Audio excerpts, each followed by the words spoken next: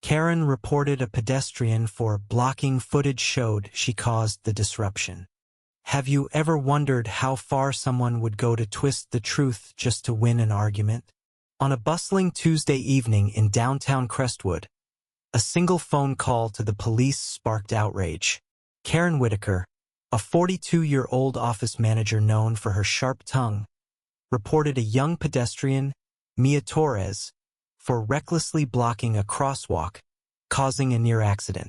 Karen's voice trembled with indignation as she described Mia's dangerous behavior to the dispatcher, painting herself as the victim of a chaotic scene. Drivers honked, she claimed, because Mia refused to move, forcing cars to swerve. The police arrived within minutes, ready to cite Mia for public disruption. But the truth? It was about to unravel in ways Karen never saw coming. Mia, a 24-year-old barista and part-time student, wasn't just any pedestrian. She was on her way home from a double shift, her backpack slung over one shoulder, when she noticed something odd at the crosswalk on Elm Street. The pedestrian signal was flickering, and a bright red X had been spray-painted across the crossing sign, making it nearly unreadable. Traffic cones, meant to guide pedestrians, were scattered haphazardly. Some toppled into the street. Mia paused, confused, trying to make sense of the mess. That's when Karen, standing nearby with a phone in hand, started shouting. "Move it! You're causing a scene!" she barked, her voice cutting through the evening hum.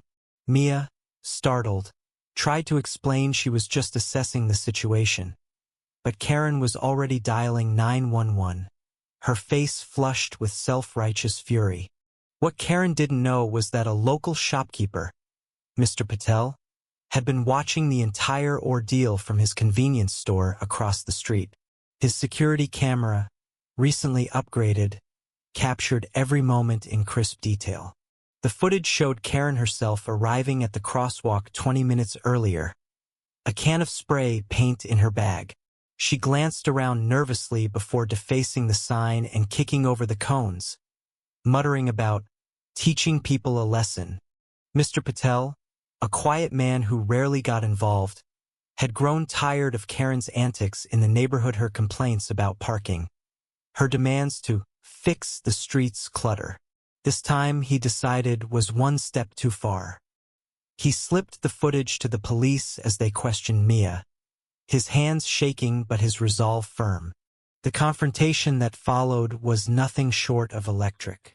At the scene, Officer Daniels, a seasoned cop with a no-nonsense demeanor, reviewed the footage on Mr. Patel's tablet. His expression hardened as Karen's voice, still loud and insistent, echoed nearby. "She's lying. Check her record," Karen demanded, pointing at Mia, who stood quietly with her arms crossed, her exhaustion now mixed with defiance. The officer turned the tablet toward Karen, the screen glowing with undeniable evidence. "Care to explain this, Ms. Whitaker?" he asked, his tone icy. The crowd, now gathered in a loose semicircle, fell silent. Karen's confidence drained, her face a mix of disbelief and panic. She stammered, "That someone else must have." But the footage was merciless, zooming in on her distinctive silver charm bracelet as she wielded the spray paint. As the truth sank in, a surprising figure emerged from the crowd. Lila, Karen's co-worker, who had been walking home and witnessed the police arrival. Lila, a soft-spoken woman who had endured Karen's workplace tirades for years, stepped forward. "She's done this before," Lila said, her voice steady despite her nerves. She recounted how Karen had once sabotaged a coworker's presentation out of spite, then blamed the victim for incompetence. The parallel was uncanny, and Lila's words hit the crowd like a spark. Whispers turned to murmurs of outrage. Karen, now cornered, lashed out. "You're all against me," she screamed, but her voice cracked, betraying her. The officer handcuffed her, citing vandalism and filing a false report, as Mia watched, her expression a mix of relief and disbelief. Karen's downfall was as swift as it was public. The footage went viral on local social media, shared by Mr. Patel's nephew with the caption, "Karma catches up." By morning, Karen's name was synonymous with petty vengeance gone wrong. Her employer, a law firm, placed her on leave pending an investigation, citing conduct unbecoming. Neighbors who once tolerated her complaints now avoided her, their sympathy replaced by scorn. At the crosswalk, volunteers repainted the sign and reset the cones, erasing Karen's mark. Mia, meanwhile, received an outpouring of support-free coffee from local shops, a GoFundMe for her tuition, and an apology from the police for the ordeal. But the real sting for Karen wasn't the legal fees or the public shame. It was the realization that her need to control, to always be right, had unraveled her carefully curated life. In the days that followed, Crestwood buzzed with reflection. Mia, speaking to a local reporter, said simply, "I just want people to think before they point fingers." Her words, quiet but powerful, lingered.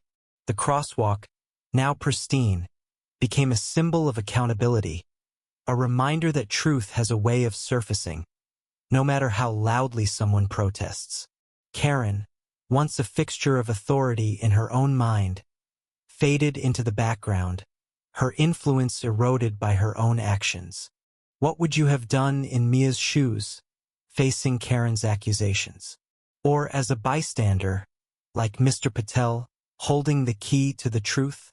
Share your thoughts. Where do you draw the line between standing up and staying silent?